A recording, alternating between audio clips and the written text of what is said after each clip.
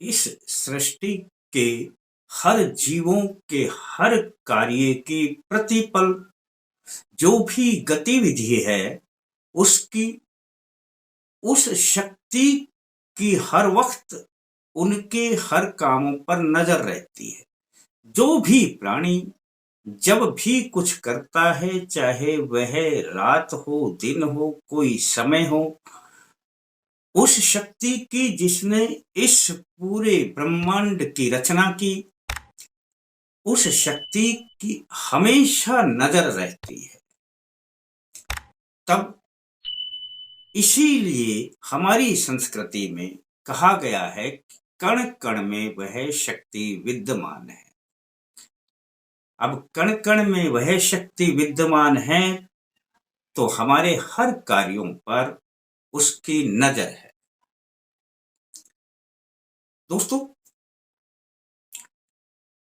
जिस प्रकार से हम कोई भी किसी के साथ गलत करते हैं तो उसकी बद्दुआ लगती है, वो बद्दुआ काम करती है।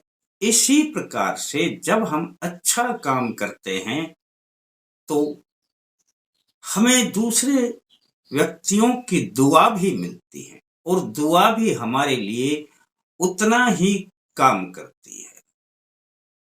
इसी पर आधारित है दोस्तों यह वीडियो।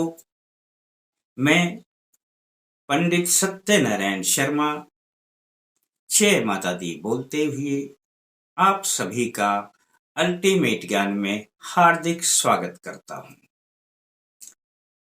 दोस्तों, आपने पुराने समय में देखा होगा कि राजे महाराजे बड़े बड़े पूंजीपति जो व्यक्ति हुआ करते थे, वे स्थान स्थान पर कुआं, बावड़ी, तालाब ये जो बनवाया करते थे, इनका अत्यधिक महत्व हुआ करता था। यदि प्यासे को पानी मिल जाए तो उससे बड़ा कुछ नहीं है और पानी पीते ही उस व्यक्ति की दुआ काम करती है।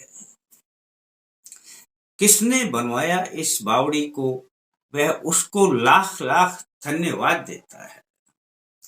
और जो पूंजीपति हैं, इसी दुआ के सहारे फलते फूलते भी हैं। जल ही दोस्तों जीवन है, जल के बिना कुछ नहीं है।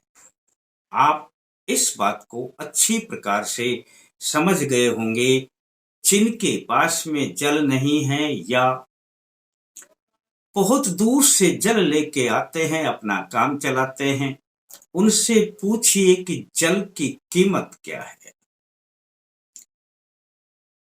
बस दोस्तों, अब आपकी समझ में आ जाएगी कि जल का महत्व है कितना।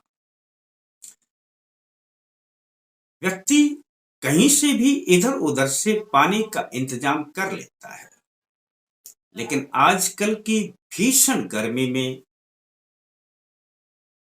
मैंने पक्षियों को पानी की तलाश में घूमते देखा है। अब वे एक वृक्ष से दूसरे वृक्ष पर, अगर उन्हें पानी न मिले तो उन्हें कैसा लगता है, उनका जीवन कैसा चलता है। और यदि उनको पानी मिल जाए तो एक बूंद पानी जब वो पिएंगे तो दोस्तों, जो पानी जहां से वो ग्रहण करेंगे, उस पानी का जिसने प्रबंध किया है, उन पक्षियों की जो दुआ है उस व्यक्ति को अवश्य मिलती है।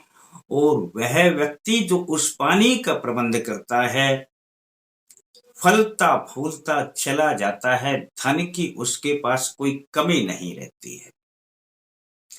मैं एक छोटा सा प्रयोग इसीलिए आपको बता रहा हूं। पुराने समय में तो सब जानते थे, ऐसा किया करते थे, पर आज के भाग दौड़ के युग में ना जाने मनुष्य कहाँ भागता चला जा रहा है।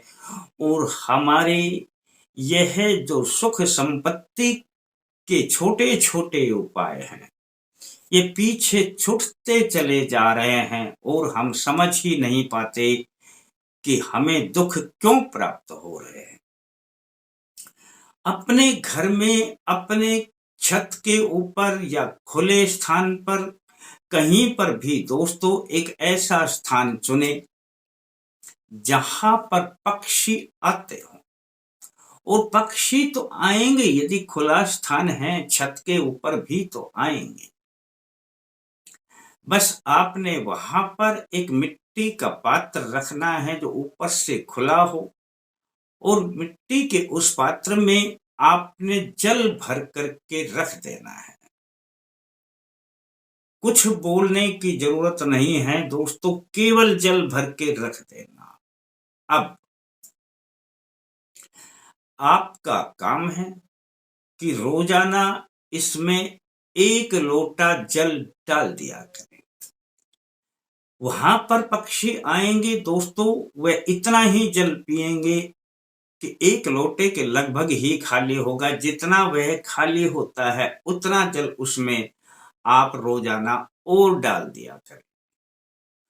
दोस्तों प्रक्रिया बड़ी छोटी सी है, लेकिन जैसे ही आप इस प्रक्रिया को शुरू करेंगे, आप देखना आपका जीवन बदलने लग जाएगा। और 2-4 दिन में उस पात्र को साफ भी कर दिया करें, अच्छी तरीके से साफ करके और भर दिया करें। फिर 2-4 दिन उसमें पानी अपने लोटे से उतना ही डाल दें जितना पानी पक्षियों ने पिया है।